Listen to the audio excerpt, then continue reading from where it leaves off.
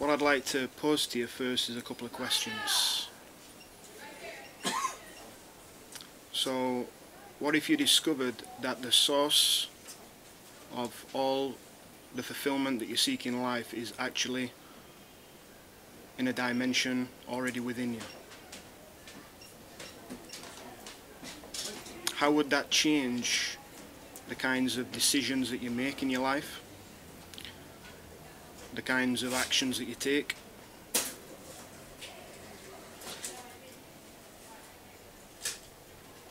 Would it change your motivations?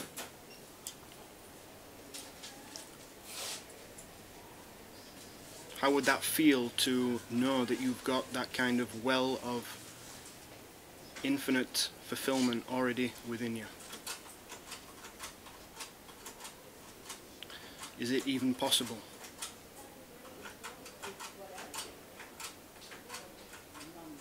So I just want to try a little exercise with you all, if you're open to do that. Kind of little meditation. You don't have to close your eyes, you can keep your eyes open, you don't have to sit in any particular kind of posture. I just want you to see if you can allow everything at this moment to just be as it is.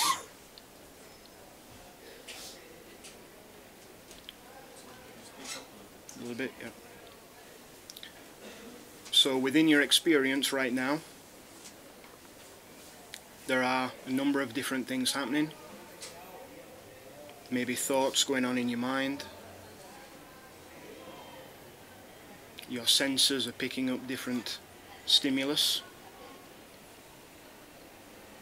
different feelings in the body, or emotions maybe. Is there any kind of struggle within you at all? Or are you completely relaxed?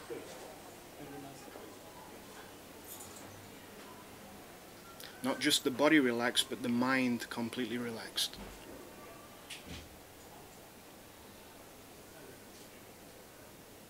Just giving yourself permission at this moment to just relax all thinking. Just to be here now.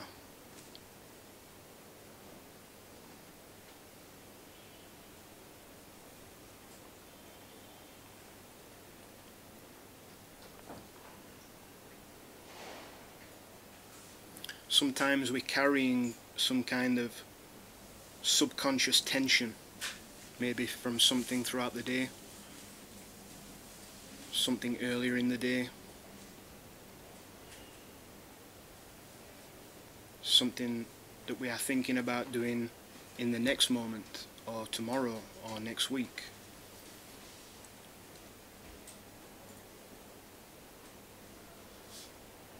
Can you just let everything just be as it is right now?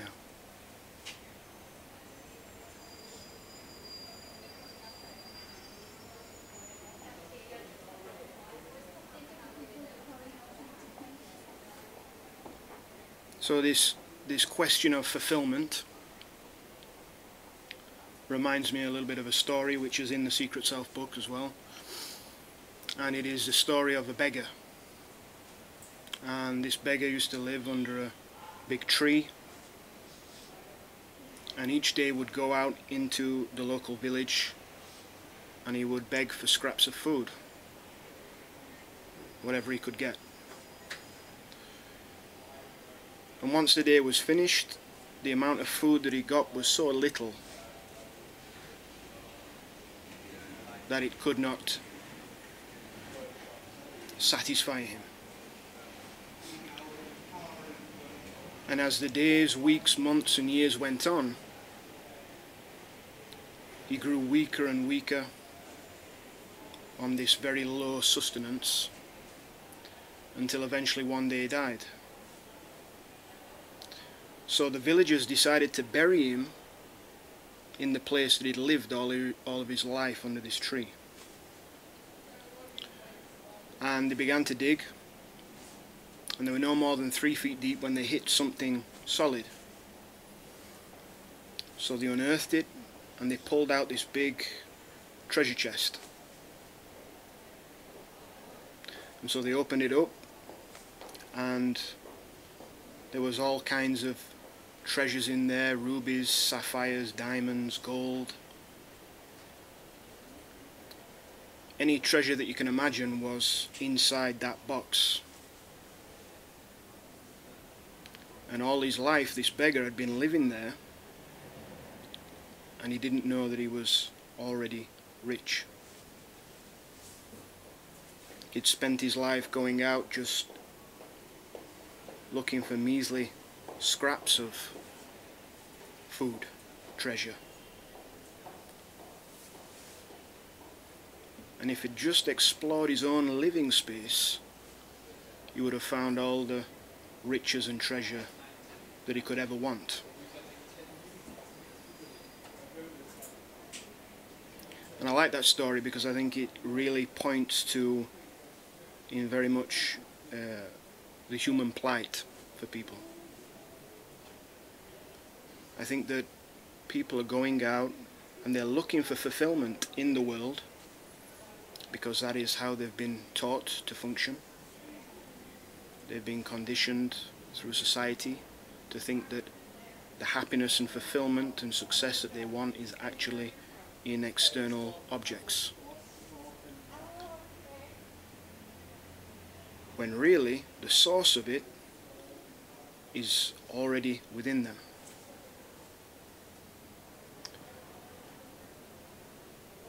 That there is a dimension within you that, if you discover it, is like an infinite well of endless treasures, abundance, everything you could ever want. To feel whole, to feel satisfied in your own consciousness.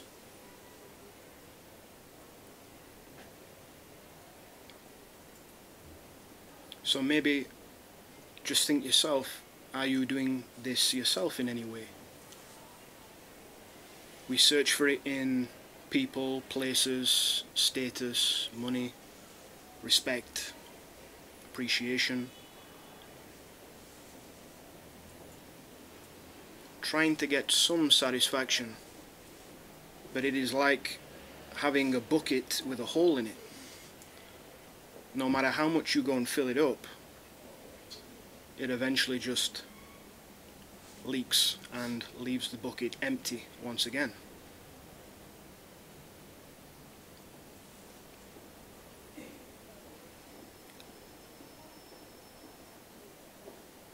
So is it possible that this source is within you? This source of abundance, this source of fulfillment? This is what I was lucky enough to rediscover around 11 years ago now. And I say rediscover because it is everybody's true nature to already have this lasting fulfillment. It is like the sun in the sky. The sun is always there, even if the clouds are blocking it and preventing the light from coming through. But as soon as the clouds part, we see that the sun was always there, and it can shine through naturally. So often through our own conditioning, our own belief systems and programming that we inherit, which everybody inherits from different societies,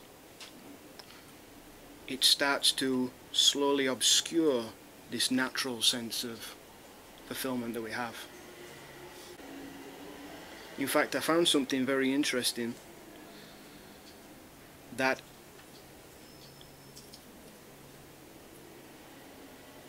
the very need to try and get fulfillment from the outside creates a sense of restlessness within you. So most days, again, without us maybe even consciously knowing, we've got this sense of restlessness there.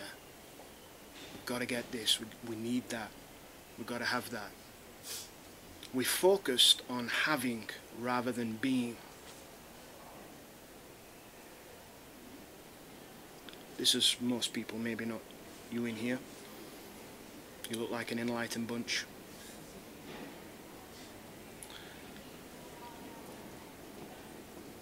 So most people, this is the conditioning, is to have, busy having. But where's the time to be?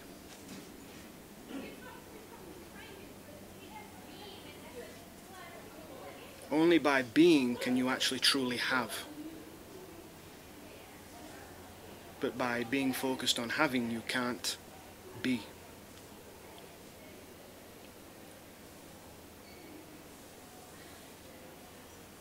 And if you can't be, then are we even being human beings? The very word itself, a human being. Or are we a human doing? A human having?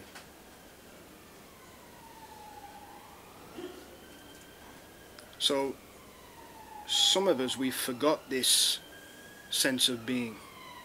It's become obscured by the conditioning. But there is a way to get back to that natural sense of fulfillment within you. And that path begins by turning your attention within. And this is the spiritual path, if you will. A spiritual life. And a spiritual life is very simple. It's not about how you dress, how you speak, what accessories you have. It's simply removing obstacles to the truth of who you really are, the truth of that natural fulfillment that you have. That's the first thing. The second thing is to then get established in that truth, to get established in who you really are. And the third thing is, and this will come naturally, is to want to serve the truth, to serve this consciousness, this essence that you find inside yourself, to serve it in all things. And if you're doing these three things, then you are living a true spiritual life. But as the Buddha said, there's only two mistakes on the path, and that is not beginning and not finishing. So you don't want to get caught in between, and you don't want to not start.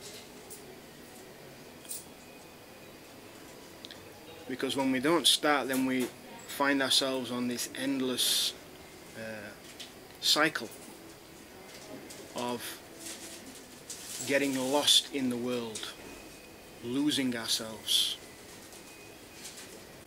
And so this is what the Secret Self books are about, is to give you some of the tools, some guidance step by step to begin to embark on a spiritual life and to find your natural sense of fulfillment that is rightfully yours. It is not just limited for some people and not for others. It is for everybody, because that is your true nature. So what is this fulfillment that I'm speaking of?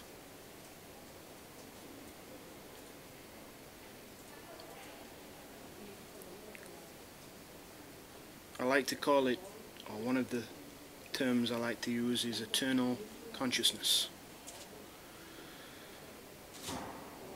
As the word says, the two words say, it is consciousness that is eternal. It is not subject to death or even birth. It was there before the body came, and it will be there after the body leaves.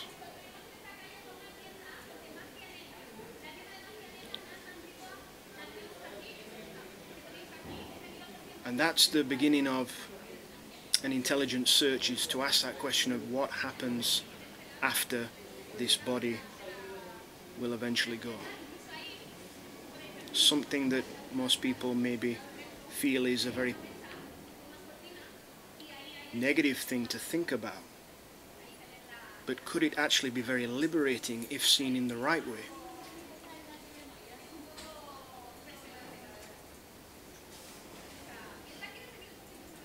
So, I want you to just have a little bit of an explore with me right now in this moment.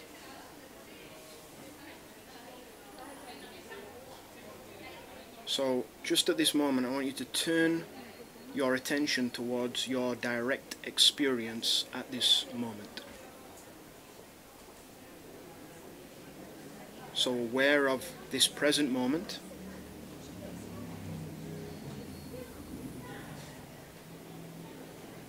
aware of your state of being at this moment,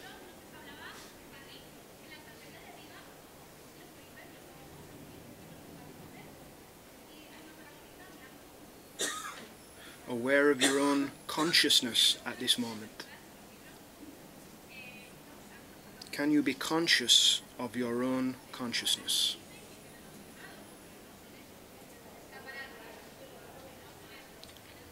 When I say consciousness, I do not mean the mind, or thought, or thinking, but the consciousness that is aware of your thoughts. The consciousness that is aware of everything that is happening within your current experience at this moment.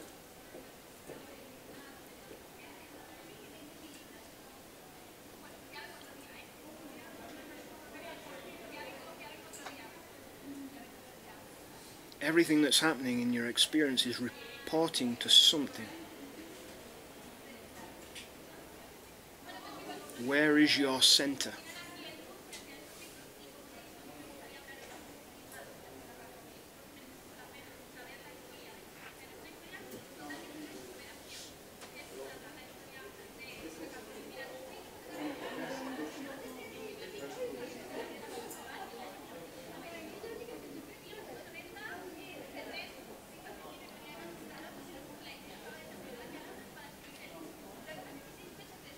And this consciousness that is aware of your experience at this moment, that is aware of thoughts, feelings, sense perceptions, emotions,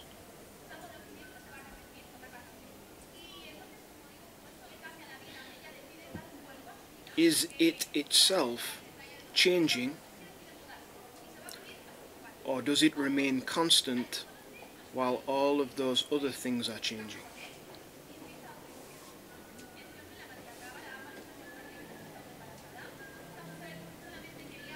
So the body is changing. If you think back to when you were a child, you were experiencing a child's body. Then when you were a teenager, you experienced a teenager's body, a young adult's body, an adult's body. Like getting out of one car into another car, one vehicle into another vehicle. But yet the consciousness that you are was aware of all of those changes, but it itself did not change. The mind changed, different belief systems, things that you believed when you were young, maybe you do not believe today.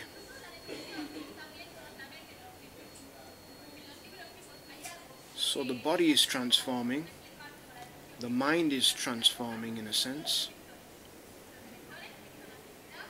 or changing, but the consciousness that is aware of all of that is not changing. It is immovable. And as you are here right now, is there any sense of time here?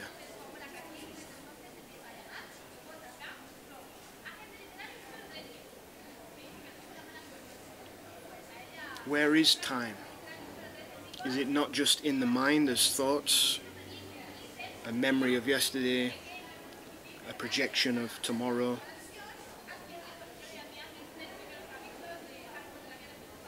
So if you come back to your experience now, can you find where time is? Or is time suspended in your current experience?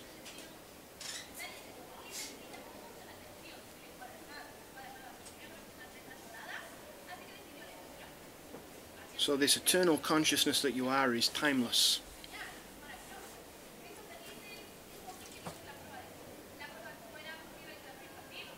Can you be aware of it?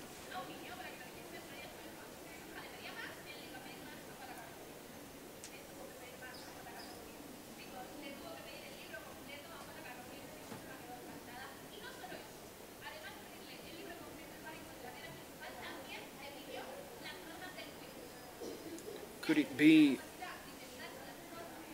that the whole of the knowledge that you accumulate in regards to spirituality all just actually comes back to this center point of consciousness?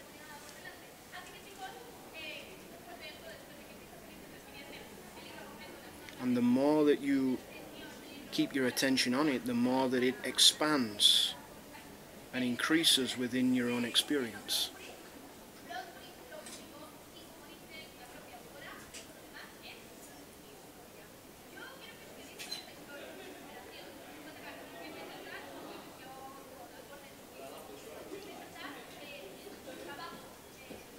So when we awaken to this consciousness that we are, everything begins to change, because we are then beginning to free ourselves from time, from the limitations of the body and mind, self-imposed limitations. I can't do this, I can't do that, I'm not good enough, I'm not worthy enough. These are all just thoughts.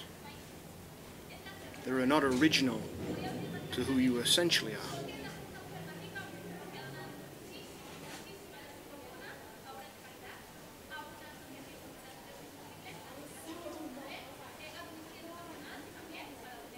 And the time is only in the constant referring back to memories and carrying those memories through into the present,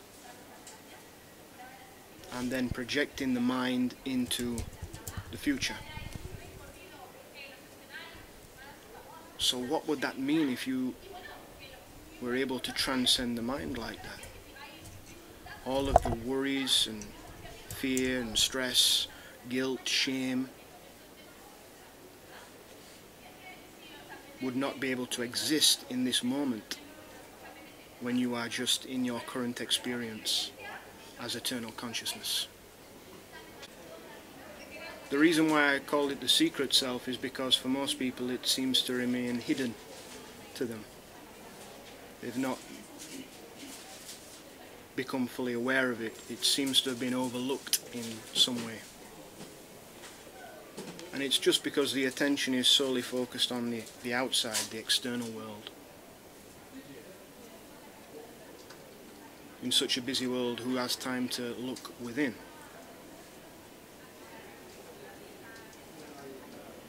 But if we take the time to look within and to get established in that, then it starts to take us to different levels within our experience in which we can go beyond suffering and self-limitation and really start to come into lasting peace, joy, freedom, and infinite existence. It's very difficult to serve when somebody has the sense that they are separate from other people, from the rest of the world. Because inherently, if you feel that you are separate from everything, and that sense of separation comes about by believing that we are nothing more than a body and mind. So when we feel separate, we cannot serve without there being some hint of a personal agenda in place, that we are still getting something from it ourselves.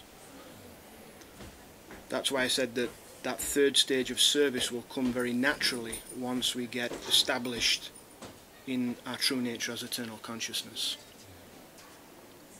Then we start to see this eternal consciousness in everything. When I look at everybody here, I appreciate the differences, but I can also see that it is just eternal consciousness looking back at me. Because it is in everybody. That consciousness is the very thing that animates the whole of existence.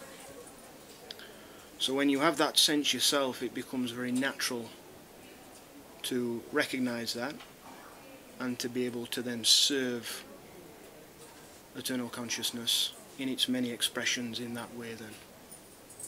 So in a sense you don't do anything consciously, you're in that mode of being, but naturally you're relating to people in a non-exploitive, liberated way. It's very natural, yeah, very natural. It's not necessarily a conscious, oh, I'm going to go and serve this person or that person or do this. Just the very fact that you are in that eternal consciousness, your state of being is almost a kind of service in itself. Helps to remind or ease other people, remind them of that eternal consciousness themselves, or to help ease them in some way, shape or form. I think as the brain developed, as we started to be able to use the discretionary part of our brain to make a distinction between things, I think that's when that came about, this kind of sense of separateness, this sense of compartmentalizing things started to happen, which is a survival process, because when you're in the wild you need to be able to distinguish what is, that is edible, that is not edible, etc. That is a threat, that is not a threat. So that intelligence, that mechanism of separating things was very useful, but now it's sort of, for a lot of people, it's taken over their whole consciousness. And so now they see many things as a threat, many things as being separate. So I would say that when the brain developed like that, that's when it started to come about.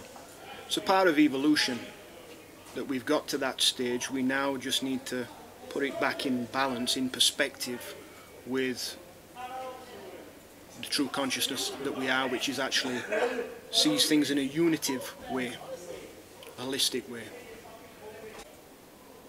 Looking back, I can see that as a child I always had that natural sense of awareness of infinite possibilities and recognizing that people would suffer their beliefs of things that weren't necessarily real. So I had this awareness of that at a young age, but then as time went on through society, conditioning, education system, also in the military, I spent some time in the military, that created that obscuring that I spoke of earlier.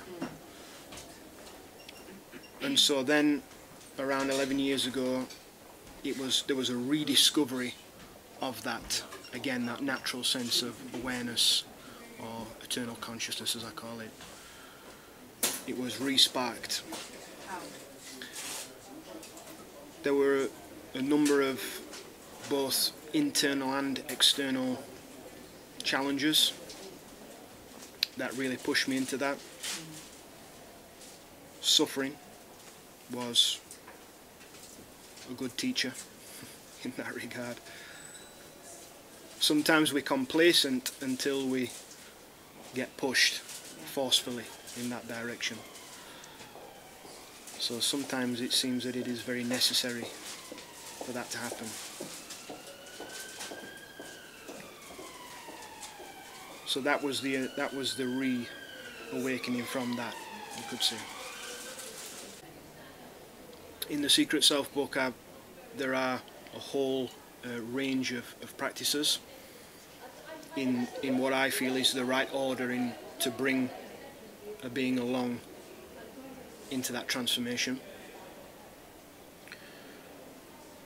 I don't think that there's one being that's come into this that has not worked with meditation at some time or another.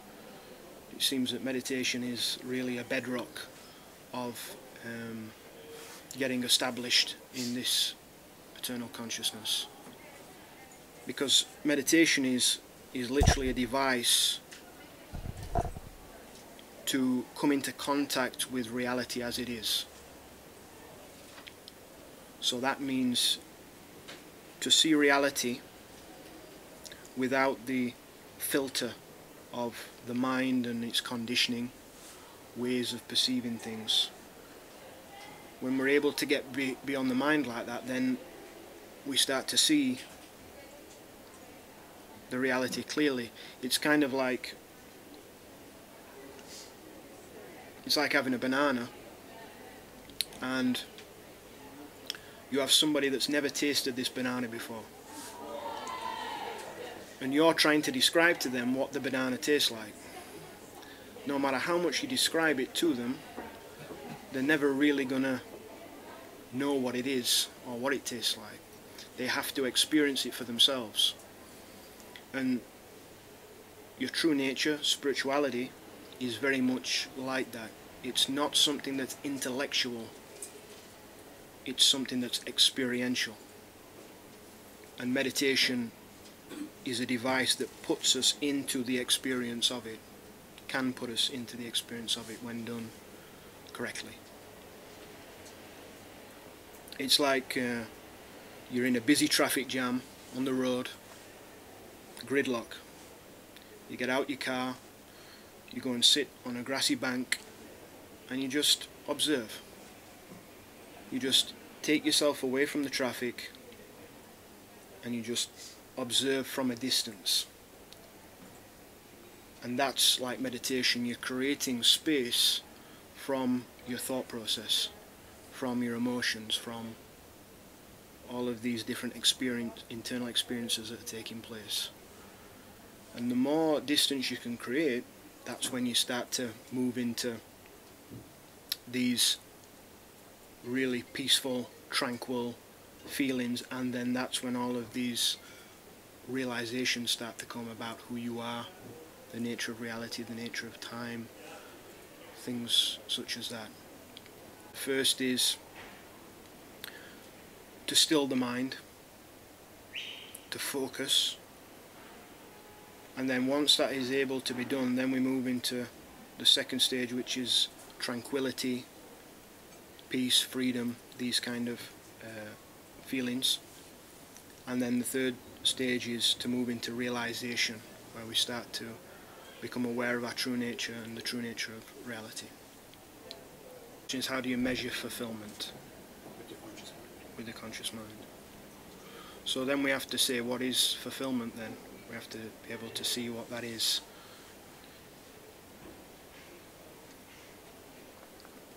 In all the things that you're doing, in all the activities that you're doing in your life, whether we're conscious of it or not, we do most of them to either move away from pain or to move towards pleasure, satisfaction in some way. So somebody might say, well, I work a job but I don't enjoy the job. But the reason that you do the job is to try and get away from pain, because you think that the alternative is worse than doing the actual job. If I don't do the job, I might be homeless, not have any food, what will people think of me, etc. So that's a way of trying to move away from pain. Or the obvious things of trying to move towards pleasure is apparent in many different activities that you do. But what you're really after is if you look at it closely, I would suggest that what we're after a particular kind of feeling within us. We could call it peace, we could call it joy, tranquility. We're after a particular feeling, so we feel that we've got to do something to get that feeling. Once I get it, then I relax. But the interesting thing is, if we look at it closely, I've heard someone say this before, it's like if you get a sports car, there's no joy in the sports car. There's no peace in the sports car. It's just a lump of metal. But when you get it, you feel good. So why do you feel good? You're feeling good because you've now satisfied what you thought you needed to be fulfilled.